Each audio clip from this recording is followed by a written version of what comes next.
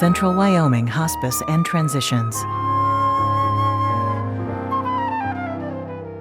My husband had a brain tumor. My name is Karen, and this is Gus. We've been volunteering at hospice for 6 years now.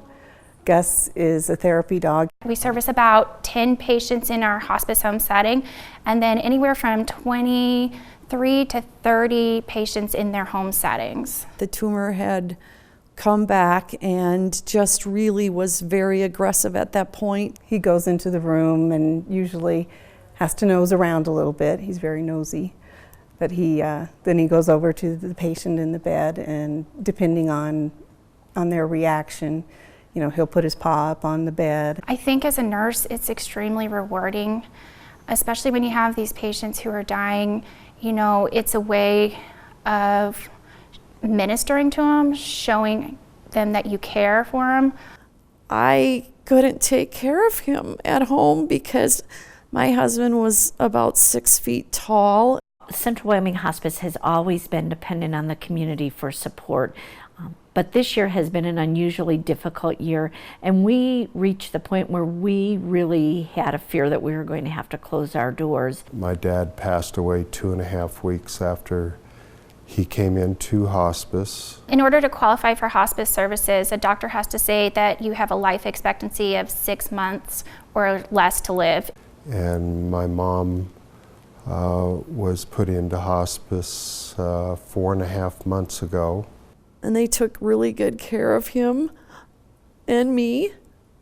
And we went to the community and shared our concerns and shared the fact that we might have to close our doors. And as is always the case, this community was amazing. We've had patients that are 106 years old, and we've had babies.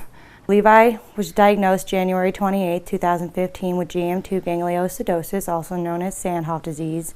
It is a terminal illness. They don't have a cure for it as of yet. I have, I think, some of the best nurses and CNAs in the whole city.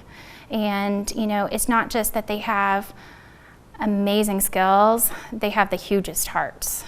Lifespan for the infantile version, which is what Levi has, is anywhere from 1 to 3 years. She slept for 7 straight days when she first came into hospice. And we did not think that she would make it much longer. And then she just woke up one day with a smile and said, "I'm hungry."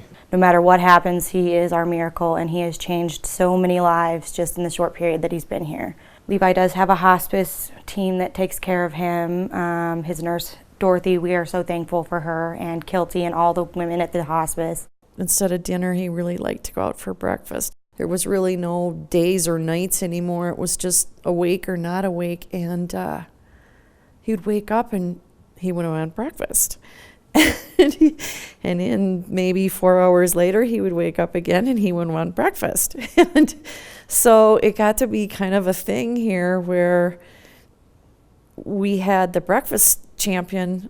I think one day he had breakfast 4 times, and they created a little award for him, and he he loved that. I can think of one patient in particular, and I think he was only here for 2 or 3 days, and he didn't have any family. He went unresponsive, meaning, when I talked to him, he didn't talk back.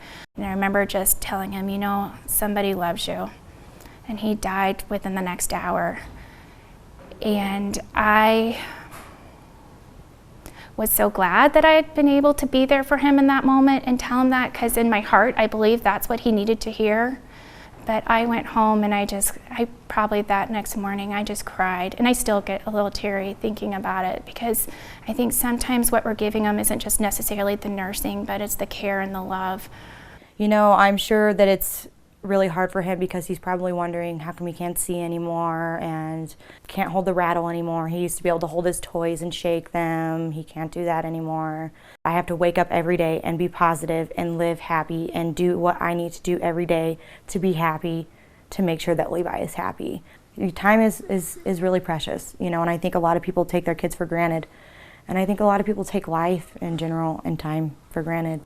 And they made it so that I could walk through that without losing my dignity or my husband's dignity. I love him. He's still him. He still has his personality. He's in there. Central Wyoming Hospice is definitely something that the community needs. And as they have always done in the past, this community truly stepped up to the plate and helped us keep our doors open. I don't want to think about it like every day that I'm waking up to watch my son die. I know that's a huge possibility. I just try to take it on the best way that I can. So basically what hospice does for us is, I want to say everything.